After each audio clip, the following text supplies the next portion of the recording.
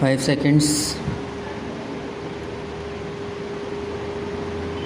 Mr. Deputy Speaker, Sir, I am very happy that the Honorable Member has brought this bill before this Honorable House.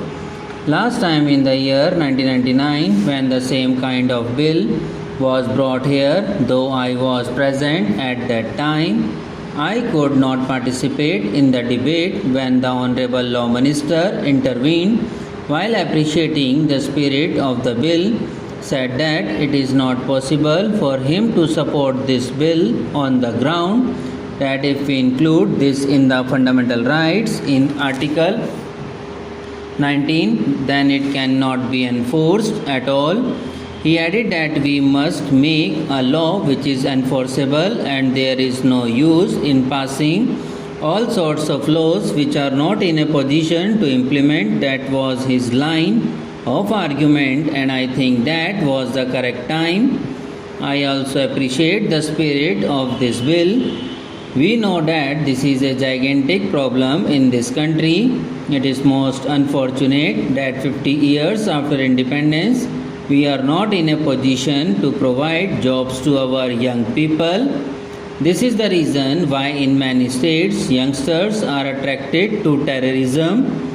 It is not their fault, it is our fault because we are not providing jobs to them. We are not providing any assistance to them, at least to live. That is why these youths are misguided by some people. Because of economic pressures, they are being attracted to these things and they are joining such movements. It is a very fundamental issue when we are thinking of terrorism or any other problem. It is also a law and order problem. Ultimately, an economic problem is also a law and order problem.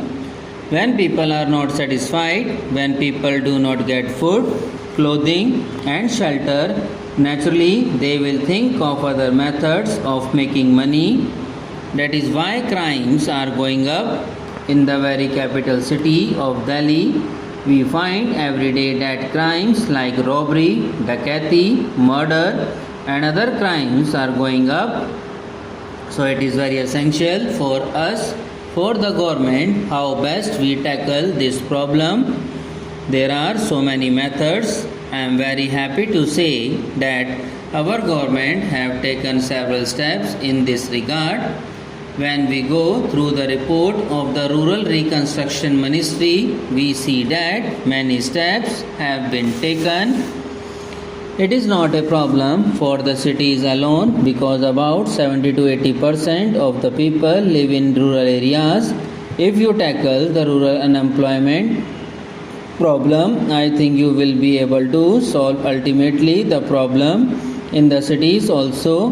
Why there is overcrowding in the cities? It is because the people are not getting any jobs in the villages. They are coming to the cities in search of jobs. That is why there is there is so much of congestion, housing problem and all sorts of things in the cities. This is a fundamental issue. If we improve the condition of the poor people in the rural areas, then we will be tackling the problem in the cities also.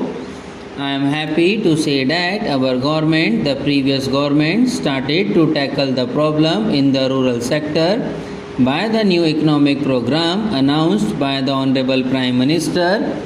We have taken this problem very seriously, particularly in respect of land reform. Sir, that is the greatest problem facing the rural areas.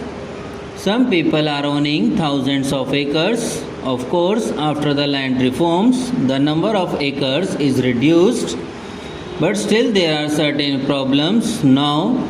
Some people, in order to avoid this act, distribute land in the name of some people, but actually they are cultivating the entire land as Benami. This is called Benami. So what problem is also there? That is why I urge upon Honorable Law Minister, his predecessor, also could not do anything while appreciating the spirit of the bill because it involves rupees 200 crores. The burden may be more than rupees 200 crores. It may be a few thousand crores of rupees.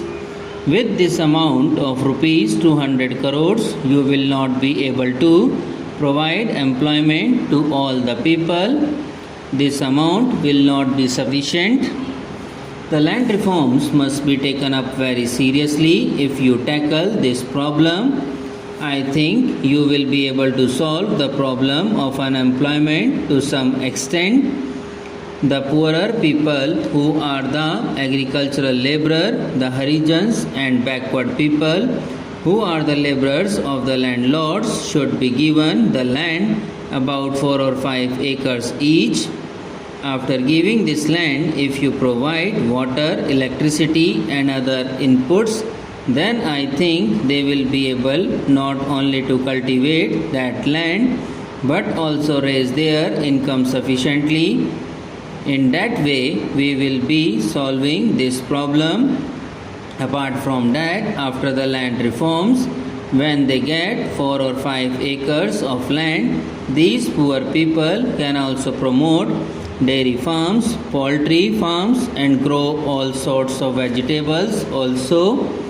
Mr. Deputy Speaker, Sir, I am very happy that the Honorable Member has brought this bill before this Honorable House last time in the year 1999 when the same kind of bill was brought here. Though I was present at that time, I could not participate in the debate when the Honorable Law Minister intervened while appreciating the spirit of the bill, said that it is not possible for him to support this bill on the ground that if we include this in the fundamental rights in Article 19, then it cannot be enforced at all.